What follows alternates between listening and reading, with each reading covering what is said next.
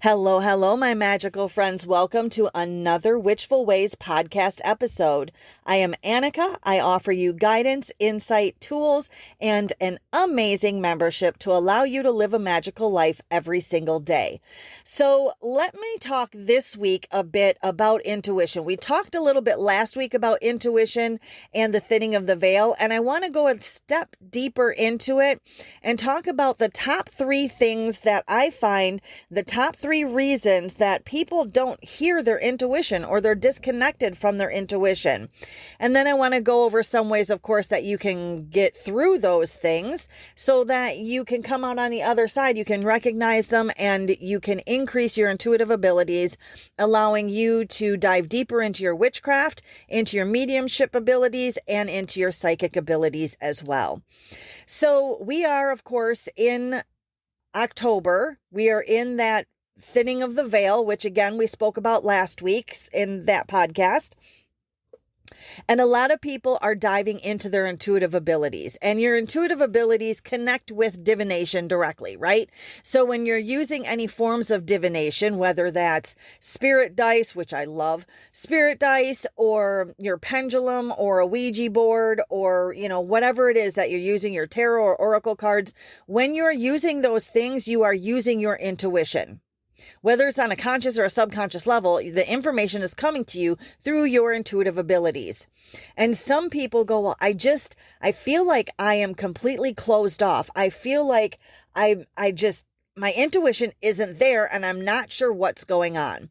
So let's dive into my top three reasons why you may not be hearing your intuition. The first reason that I feel you may not be hearing your intuition is that your rational mind is too strong. Right? So our intuitive abilities, our intuition stems from the illogical thought processes, or the side of our brain, right, that does not process our logical thought. And we have to get past that to be able, our logical thought process, to be able to open up our intuitive abilities. If you think of your logical mind as a big pit bull, and your intuition is the mailman trying to deliver a message, a letter to you, right? That's your intuition. The pit bull is always going to be on the lookout for that mailman coming in. Right? It's just our nature. It's just the pit bull's nature to go process everything that's coming through. Where is this coming from? Why did I think that? Why am I feeling this way? Right? Like there's that logical kind of aspect, that logical thought process. And that puts a damper on the mailman, i.e. your intuition, being able to just openly walk in, walk up your driveway and put your messages into your mailbox. So what you need to do is to be able to learn how to put that pit bull behind a fenced gate or back in its doghouse, right? So how do you do that? Easier said than done, it would seem, right?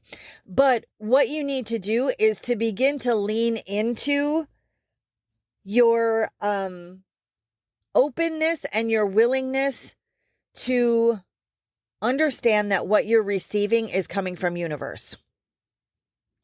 Like I said, easier said than done sometimes, right? You simply have to step into the thought that everything doesn't have to stem from a logical process. You're able to open up your creative side. When you open up that creative side, which is where your intuition resides, the mailman's house is that creative aspect. Then you begin to understand a little bit more how you can open up and get that dog back into the doghouse.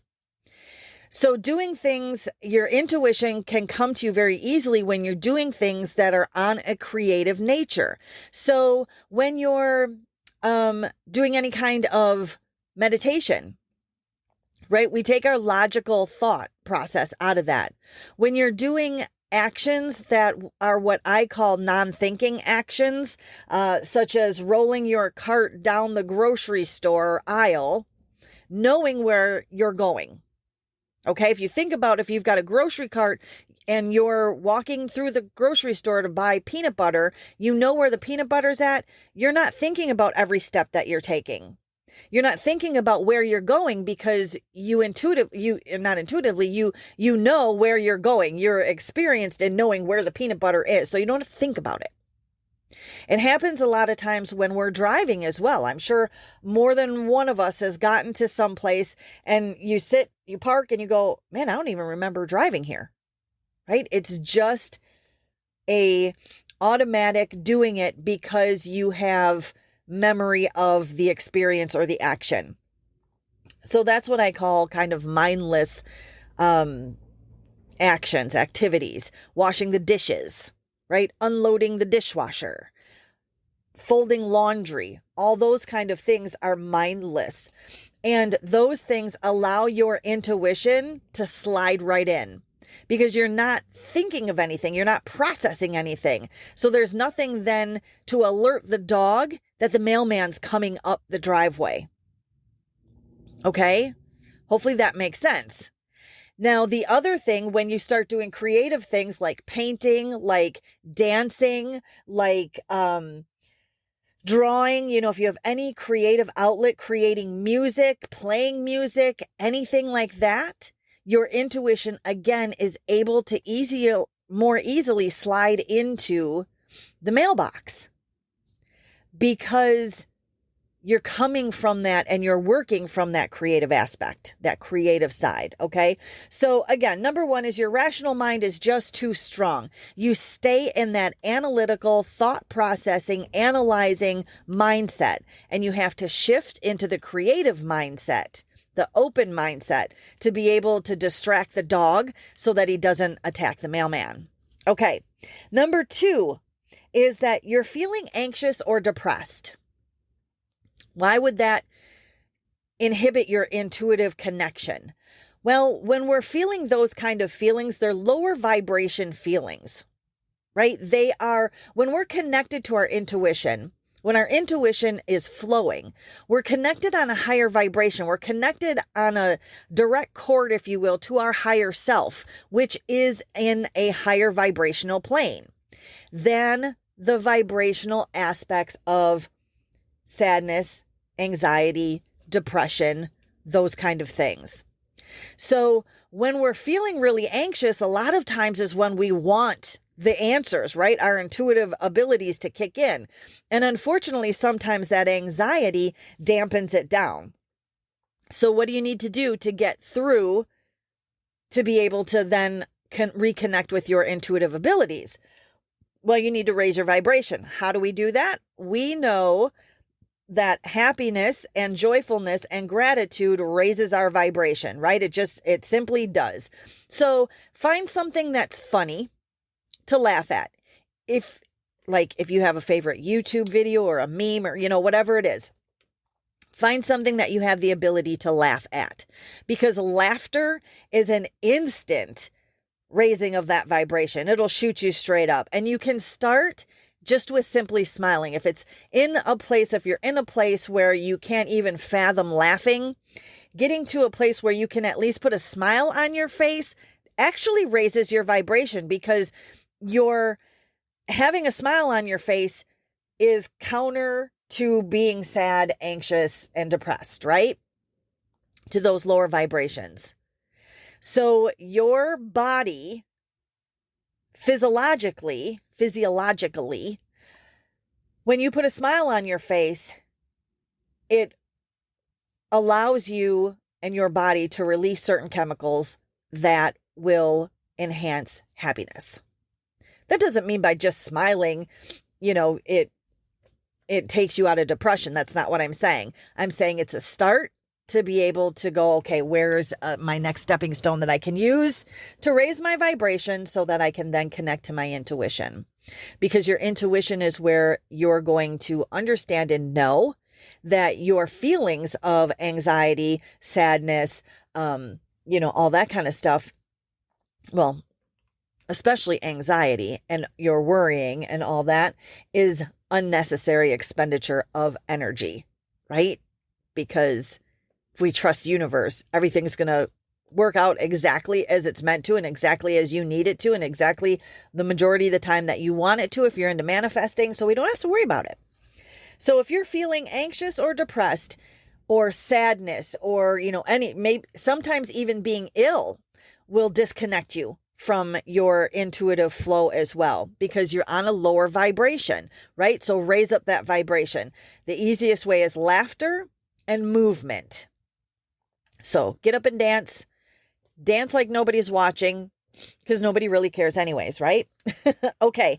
So the final and third reason that I feel that you may not be hearing your intuitive abilities is that you don't trust yourself. And this ties into number one as well, where your rational mind is too strong. If you don't trust yourself, if you don't trust in your abilities and your belief, you've already negated the majority of it, right? You have to climb further out of the hole of distrust and into the intuitive flow than somebody that simply goes along with a trust. And that is equivalent to faith, right? And a lot of religious aspects. There's simply things that you just have to have faith in. And your intuitive ability is one of those things because it's there. Just like when it's a foggy day, right? And you can see the air. When the fog lifts, that doesn't mean that the air goes away. It's still there. You just sense it differently.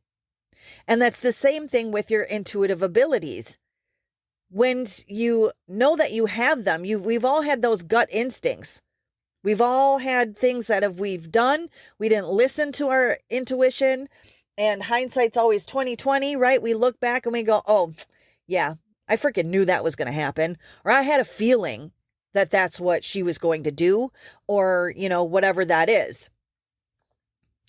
So when you're there, know that it doesn't go away. Your intuitive ability always stays there. You're the one that steps in and out of the fog, right? So if you don't trust yourself, then your mind goes into that analytical process and thought. And that's where the dog snaps at the mailman and the mailman can't get the message, the letter into your mailbox. Right? So how do you get into trusting yourself, trusting your intuition? So not only do you have to trust that it's there, you have to trust that the information that you're receiving is correct and meant for you or somebody that you're reading for, whatever. But you have to put that total trust in there. So how do we get to that point? You give yourself the direction that for 5 minutes every day, you're going to sit down, you're going to listen to your intuition, and you're going to trust that everything that comes through is 100% true. No ifs, ands, or buts about it. You don't have to take action on it in the moment, but you just need to have that full trust for those 5 minutes that everything that comes through to you is absolutely 100% true.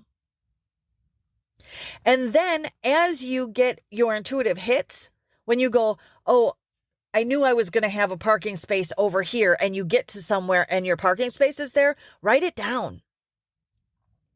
Because the more that you write down and that your intuitive hits are correct, that things that have come about for you, then when you go back and you can look through those things and you can see and go, yeah, you know what? I am right about that. I do have the ability. It's right here in black and white. You can't deny that what you have received for intuitive hits that have come about or to fruition or correctly, if they're written down there, they're there. You knew it happened and you took record of it. So that is the number one thing that I oftentimes tell people when they're not trusting their intuition is, one, sit down for 5 minutes, allow whatever it is to come through, ask your guides to bring you any messages that you need to know. Allow that whatever is coming through is 100% accurate and true in your mind. Determine that before you go into the session. So those are my top 3 reasons that you don't hear your intuition. And the last thing that I want to say about it is that oftentimes people think that able to connect with their intuitive abilities, that they have to be able to quiet their mind in meditation. And that is definitely not the case. You can have what I like to call a movement meditation, which is walking or dancing, obviously where you don't have to worry about, getting hit by a car and things like that. But when you start doing that kind of things, it allows those thoughts that you have to be able to process out. Because the point of meditation isn't being able to calm the mind. A lot of meditation, there is Zen meditation, and that's where that falls in. But a lot of meditation isn't meant to calm the mind. It's meant to allow you to connect to your higher self, your intuitive abilities, to connect to, whatever it is that you're trying to connect to and accomplish. And it's doing that while you're in the busy room, right? So being able to connect while not allowing outside influences such as noises and thoughts and things like that to be able to distract you from the focus of your intention during meditation. Now, if you are in my The Circle membership, there is a full 30-day meditation program that's included. The membership is $20 a month. You can go in there and it's month by month, or you can go yearly and get 2 months free. But there's all kinds of information on connecting to your intuitive abilities, all kinds of classes, and that in that membership. So check that out. Have a wonderfully magical rest of your day.